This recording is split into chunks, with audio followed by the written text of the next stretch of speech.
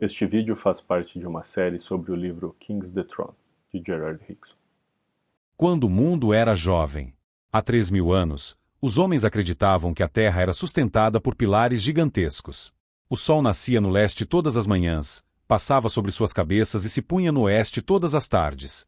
Então supunha-se que ele passava entre os pilares sob a Terra durante a noite, para reaparecer no leste na manhã seguinte. Essa ideia do universo foi abalada por Pitágoras cerca de 500 anos antes do nascimento de Cristo, quando começou a ensinar que a Terra era redonda como uma bola, com o Sol girando ao seu redor diariamente de leste a oeste. E essa teoria já tinha cerca de 400 anos quando Hiparco, o grande cientista grego, a adotou e a desenvolveu no segundo século antes de Cristo.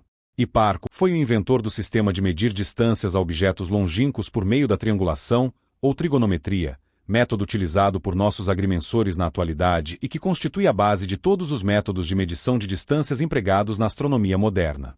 Utilizando esse método de sua própria invenção, ele mediu ponto a ponto na superfície da Terra, estabelecendo assim os fundamentos dos nossos atuais sistemas de geografia, cartografia científica e navegação. Seria bom que aqueles que tendem a subestimar o valor de novas ideias considerassem quanto o mundo deve ao gênio de Hiparco e tentassem imaginar como poderíamos ter progredido, como progredimos, sem ele.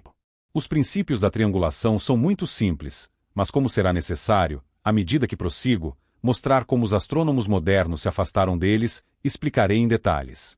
Toda figura formada por 3 linhas conectadas é um triângulo, independentemente do comprimento de qualquer de seus lados.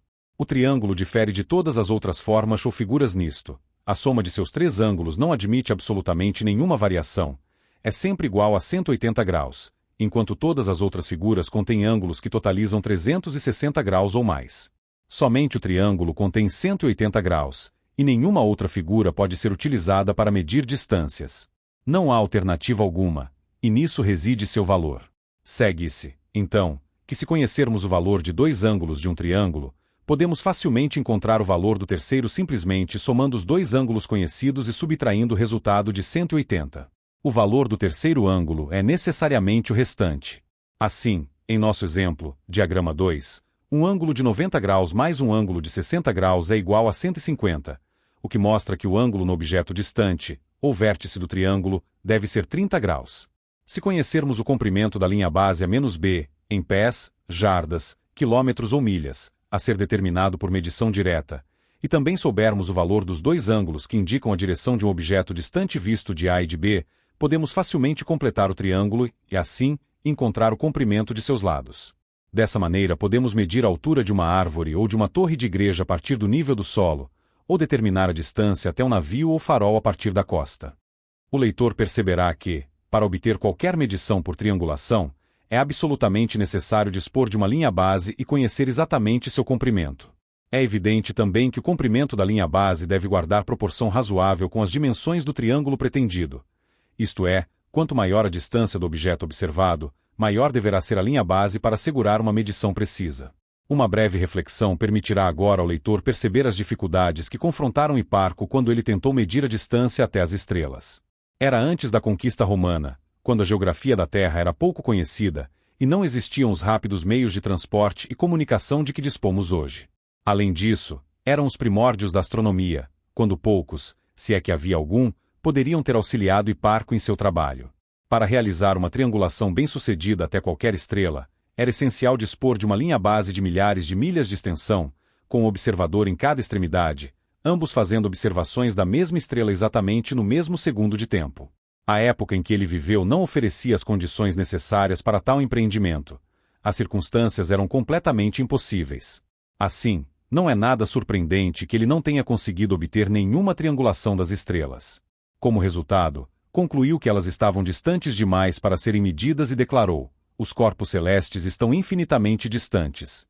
Tal foi a extraordinária conclusão a que chegou Hiparco, e essa afirmação está na raiz da astronomia, tendo levado seus defensores a uma surpreendente série de equívocos desde então.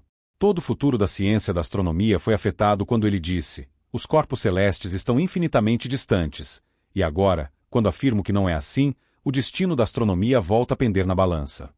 Trata-se de uma questão momentosa que será decidida no devido curso destas páginas. O próximo astrônomo de destaque foi Sosígenes, que projetou o calendário juliano no reinado de César. Ele não viu falha nas teorias de Hiparco, mas as transmitiu a Ptolomeu, um astrônomo egípcio de habilidade excepcional, que viveu no segundo século depois de Cristo. Retomando as teorias de seu grande predecessor grego após 300 anos, Ptolomeu as aceitou sem questionamento como obra de um mestre e as desenvolveu. Singularmente dotado para dar continuidade ao trabalho de Parco, seu gênio era de ordem diferente. Enquanto o grego era o pensador e inventor mais original, o egípcio era o artista mais detalhista e o mais hábil na arte de ensinar. Sem dúvida, ele era eminentemente apto a ser discípulo de Parco, e justamente por isso era menos propenso a suspeitar ou descobrir qualquer erro na obra do mestre. No sentido mais literal, ele deu continuidade àquele trabalho, construiu sobre ele, elaborou e estabeleceu o sistema ptolomaico de astronomia com tanta habilidade que permaneceu incontestado e indiscutido por 1400 anos, e durante todos esses séculos a teoria aceita do universo era que a Terra permanecia estacionária, enquanto o Sol, a Lua, as estrelas e os planetas giravam ao seu redor diariamente. Tendo aceitado em grande parte as teorias de Parco, era natural que Ptolomeu deixasse de descobrir o erro que apontei, embora, mesmo que tivesse sido diferente, teria sido tão difícil para ele realizar uma triangulação das estrelas no segundo século depois de Cristo quanto fora para o próprio inventor da triangulação 300 anos antes.